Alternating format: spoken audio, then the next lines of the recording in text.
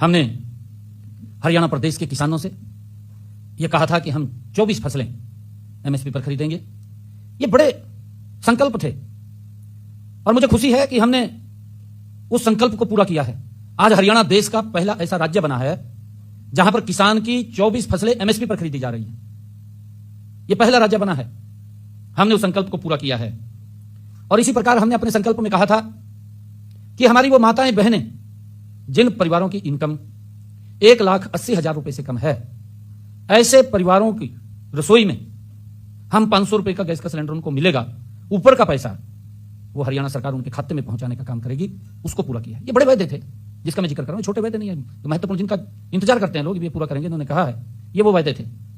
हमने 25 सितंबर 2025 को पंडित दीनदयाल उपाध्याय जी की 109वीं जयंती, उस अवसर के ऊपर हमने दीनदयाल लाडो लक्ष्मी ऐप का आयोजन किया। आप सब जानते भी हैं कि हमने पहले ही बजट में, जब मैंने पहला बजट 3.0 सरकार का और मेरी सरकार का, ये दूसरे टर्म की सरकार का पहला बजट जब मैंने बतौर वित्त मंत्री प्रस्तुत किया, तो मैंने सबसे पहले बहनों के लिए 5,000 करोड़ रुपए का प्रावधान उस बजट में किया। और 25 सितंबर 2025 को पंडित दीनदयाल उपाध्याय जी की जयंती के अवसर पर हमने ऐप को लॉन्च किया, रजिस्ट्रेशन किया और आज बहनों को हम उनको लाडो लक्ष्मी दे रहे हैं। 4 किस्तें चली गई हैं। 2100 रुपया बहनों तक पहुंचाने का काम हमारी सरकार कर रही है। मैं ये कहना चाहता हूं, क्योंकि जो महत्वपूर्ण वायदे होते हैं, चुनाव जीतने के लिए घोषणाएं बड़ी बड़ी हो जाती हैं, फिर उनको पूरा नहीं कर सकते, लोग देखते रहते हैं, लास्ट में फिर ये सोच लेते हैं कि इनका तो यही काम है, इनको तो ले आने के नहीं, हम भेज दो, इनको वापिस कर दो। फिर ये राजनीति के दल सोचते रहते थे कि 5 साल मैं कर लूंगा, 5 साल वो कर लेगा, फिर 5 साल बाद तो नंबर आ ही जाएगा। ये नरेंद्र मोदी जी के नेतृत्व में जो स्पष्ट नीति है, गरीब व्यक्ति अंतिम व्यक्ति तक योजनाओं का लाभ डायरेक्ट उसके घर तक पहुंच रहा है। यह उसका परिणाम है कि non stop Bharatiya Janata party की सरकारें नरेंद्र मोदी जी के नेतृत्व में लगातार आ रही हैं। मोदी जी की नीति, मोदी जी की नीयत, भारतीय जनता पार्टी का नेतृत्व, देश का नेतृत्व, नीति भी मजबूत है, नीयत में भी मजबूत है, कोई दिक्कत नहीं है। गरीब व्यक्ति को सशक्त किया जाए, वही कारण है कि 25 करोड़ लोगों को गरीबी रेखा से ऊपर उठाने का काम किया है। कांग्रेस के समय में तो अमीर व्यक्ति भी गरीबी रेखा के नीचे चला जाता था, नीति गलत थी, ऐसी स्थिति थी कांग्रेस की, परंतु कुछ लोग मजबूत हो जाते थे। देश जानता है, देश को मालूम है कैसे मजबूत हो जाते थे। आपके सामने यहां 1 एकड़ कोई 500 का खरीद लिया, 20 करोड़ का बेच दिया, हो जाते थे। किसान की दफा 4 लगा दी, दफा 6 लगा दी जमीन के ऊपर, किसान घूमता रहता था, किसान रोता रहता था, परंतु सुनता नहीं था कोई भी। फिर बड़े बड़े बिल्डर आते थे, ये इस प्रकार का सिस्टम था। परंतु मैं ये बताना चाहूंगा कि हमारी सरकार ने ट्रांसपेरेंसी तरीके से मोदी जी के नेतृत्व में काम कर रही है। उसके परिणाम लोग दे रहे हैं, जनता दे रही है। जनता नरेंद्र मोदी जी की नीतियों से, भारतीय जनता पार्टी की नीति से, भारतीय जनता पार्टी के नेतृत्व को प्यार करती है। नीतियों से भी प्यार करती है और नीति से भी प्यार करती है, नेतृत्व से भी प्यार करती है। यही कारण है कि देश के लोग non stop Bharatiya Janata party की सरकार बना रहे हैं। साथियों, मैं ये बताना चाहूंगा कि 17 मार्च 2025 को विधानसभा में बतौर वित्त मंत्री मैंने अपना पहला बजट प्रस्तुत किया था। वह बजट सरकार का नहीं, अपितु जनता का वो बजट था। मैं इसकी जिक्र भी करता रहता हूं, मैंने कई बार जिक्र किया है कि पहले तो लोग सोचते थे सरकार का बजट आ गया, फिर सोचते थे कि ये तो चुनावी बजट आ गया, इसमें रेवड़ियां होंगी, परंतु रेवड़ियां भी नहीं मिलती थी। इस प्रकार के बजट पूर्व में सरकारें वो करती थी, कोई जनाधार नहीं होता था। मैं बताना चाहूंगा सारा का सारा, परंतु हमने जो बजट, ये पहला बजट जो प्रस्तुत किया, जिसमें जनता के सुझावों से ही हमने उसको आकार दिया। जनता के सुझाव लिए, महत्वपूर्ण सुझाव आए, उन सुझावों के आधार पर बजट बना और उसमें हमने विभिन्न स्टेक होल्डर्स, उनसे सुझाव लिए। उनमें महिला वर्ग से हमने सुझाव लिया, हमने उद्योग जगत के लोगों से ही सुझाव लिए, हमने किसान वर्ग से सुझाव लिए, हमने युवा क्षेत्र के अंदर भी युवाओं से सुझाव लिए। अलग अलग स्टेक होल्डर से हमने जाकर के उनके बीच में सुझाव लिए और उसमें हमने 2000 जो पहला बजट मैंने प्रस्तुत किया था, 11 बैठकें की गई, 11 बैठकें उसमें की गई और 11 बैठकों में मेरे सामने 1592 सुझाव महत्वपूर्ण लोगों को मिले। ये पिछले बजट की मैं बात कर रहा हूं। मैंने उनमें से 706 सुझावों को, जो हमें 1592 सुझाव मिले थे, उनको देखा, चेक किया। जो महत्वपूर्ण सुझाव थे उनमें से 706 सुझावों को हमने बजट में शामिल किया है। और 2025-26 के इस बजट में जब शामिल किया तो लोगों को लगा कि बजट तो हमारा है, ये बजट जनता का है, ये सरकार का बजट नहीं है। महसूस हुआ उनको।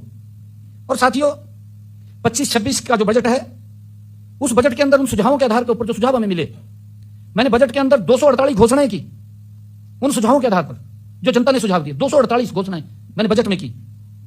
मुझे यह भी बताते हुए खुशी का हो रही है कि इनमें से 77 बजट घोषणाएं हमने अक्षरशः पूरी कर दी हैं। 77 घोषणाएं हमने पूरी कर दी हैं।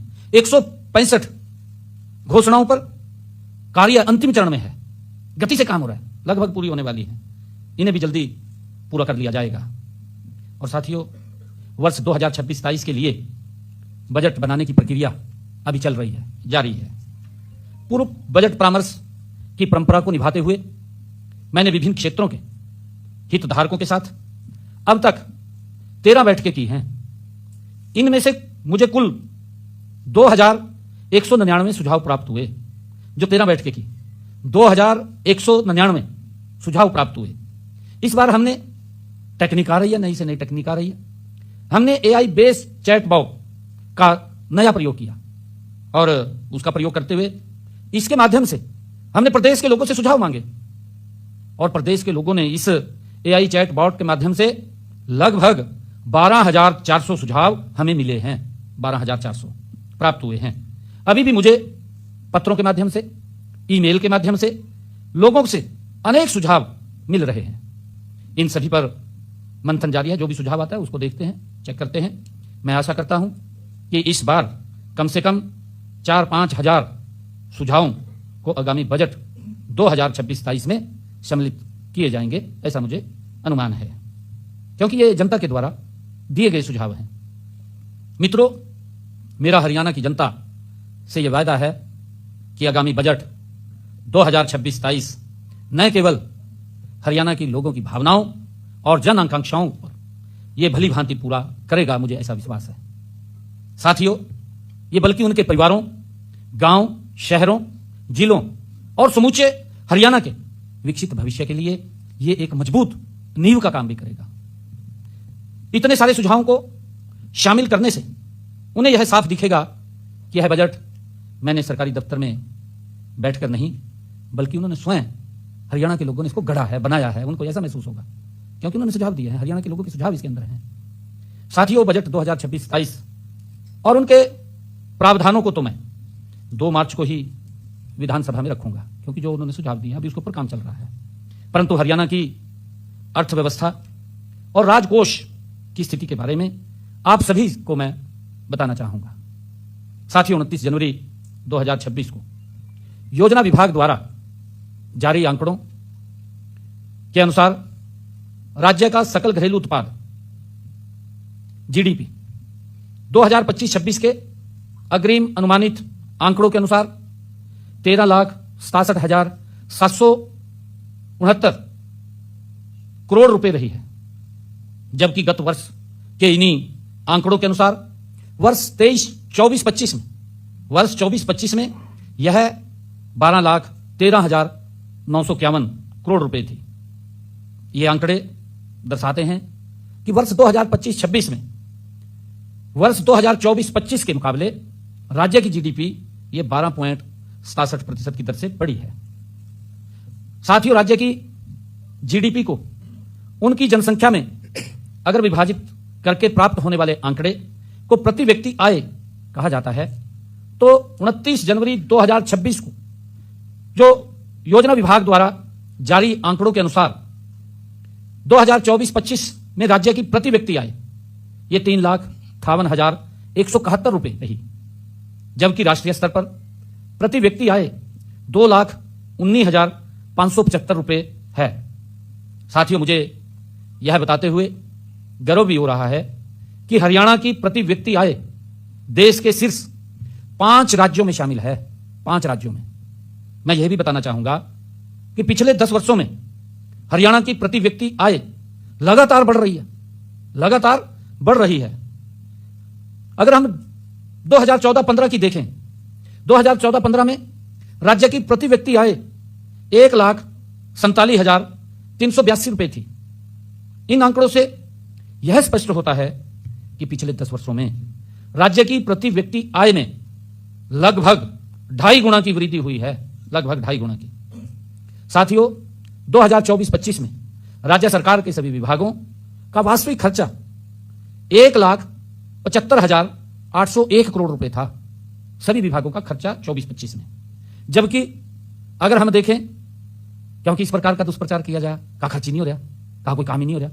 भाई ठीक तरीके से देखिए, नजरिया देखने का होता है।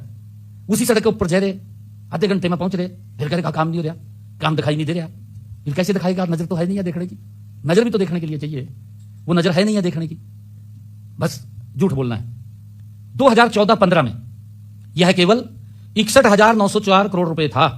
14-15 में अगर बात करें इनके समय में, यह 61,904 करोड़ रुपए था।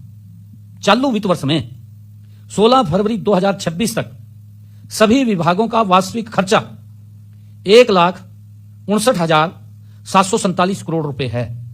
1,59,747 करोड़ रुपए है। मुझे आशा है कि यह खर्चा 31 मार्च 2026 को यह आंकड़ा 2 लाख करोड़ रुपए के हो जाएगा। 2 लाख करोड़ रुपए, क्योंकि काम चल रहे हैं अभी, और लास्ट में कई ऐसे टेंडर होते हैं, वो सब काम चल रहे हैं। 2 लाख करोड़ रुपए यह हो जाएगा 17 मार्च 2025 को, जो कि मेरे द्वारा प्रस्तावित बजट 2,05,017 करोड़ 29 लाख रुपए का बजट का लगभग 98% यह खर्च हो जाएगा। 98% का खर्चा यह होगा। ऐसा प्रदेश के इतिहास में यह पहली बार हुआ है कि 98% बजट जो हमने प्रस्तुत किया, उसका 98% खर्चा हो गया। जो विपक्ष बार बार बोलता रहता है, कहा कोई खर्चा नहीं होगा जी, ये बात बोलता है। सरकार अर्थव्यवस्था पर खर्च नहीं कर पाई, इस प्रकार की बातें करता है, गुमराह वाले बयान करता है कि अफवाह फैला दो, कुछ भी अफवाह फैला दो। आप बुजुर्गों की फैला दी थी। देखिए, जिम्मेवारी तो बनती है ना, अगर कोई चीज है उसको वेरीफाई करना सरकार का दायित्व है। ऐसा नहीं है कि सरकार का कोई दायित्व नहीं, सरकार का दायित्व है। अगर कोई कहीं दिक्कत आती है उसको वेरीफाई करना। अफवाह डाल दी, उसका श्रेय लेने की बात कर दी। साथियों, मुझे खुशी है कि ये वास्तविक खर्च उनके समय में जो खर्च होता था उससे लगभग 3 गुना ज्यादा उनके समय से। जो कहते हैं कि हमारे समय के अंदर ये था वो था, लोग देखते रहते थे उनके समय में। किसी फिरनी की घोषणा कर दी, 5 साल तक पैसा नहीं पहुंचा था, गांव वाले घूमते रहते थे, भाई वही फिरनी के पैसे आवेंगे, हमारी पक्की फिरनी बनेगी। परंतु 5 साल के बाद निराशा हाथ लगती थी, कोई पैसा नहीं पहुंचता था। खाली फिर कहते थे भाई अगली बार हम इसको पक्का करवा देंगे, फिर वोट ले लेते। साथियों, लगभग 11 विभागों में, जिनमें पुलिस, परिवहन, राजस्व, हेल्थ, एजुकेशन और अनुसंधान ये शामिल हैं, 2025-26 के लिए कुल व्यय 80% से ज्यादा इनमें हमने कर चुके हैं। 80% से ज्यादा हम इनमें कर चुके हैं। लगभग 21 विभागों का अब तक का व्यय 2025-26 में 70% से ज्यादा हो गया है, चल रहा है। मैंने कहा है कि 98% तक ये जो फाइनेंशियल ईयर है 98% तक खर्च होगा, इतिहास में पहली बार है। और साथियों, कोई भी सरकार अपने राजकोष का कितना अच्छा प्रबंधन कर रही है, यह जानने के लिए राजकोषीय घाटा सबसे उत्तम तरीका होता है कि उसका प्रबंधन क्या है। आपके सामने इसके ऊपर भी बड़ी टिप्पणियां विपक्ष कर रहा है। कहा जिनका प्रबंधन नहीं ठीक है, कहा जिनके समय के अंदर राजकोषीय घाटे की स्थिति लचर-पचर थी, वो बाहर बैठकर सुझाव दे दिया, कहा कोई प्रबंधन ठीक नहीं है। कहा भाई तुम अपने समय में तो देख लो क्या प्रबंधन था। मैं बताना चाहूंगा, वर्ष 2024-25 में राज्य का राजकोषीय घाटा तत्कालीन जीडीपी का 2.83% रहा, जबकि 2014-15 में यह 2.88% था। 2.88% था। हमें यह भी ध्यान रखने की जरूरत है कि एफआरबीएम एक्ट के अनुसार उस समय भी राजकोषीय घाटे की ऊपरी सीमा 3% थी कि 3% से ऊपर आप राजकोषीय घाटा नहीं कर सकते। और आज भी 3% है, इनके समय में भी 3% थी, आज भी वही है कि वो बड़ी नहीं है। आज भी 3% ही है। राजकोषीय घाटा उस समय 0.05% अधिक था। इनके समय में 0.05% अधिक था। हमारे कुशल वित्तीय प्रबंधन का यह पहला परिचायक है।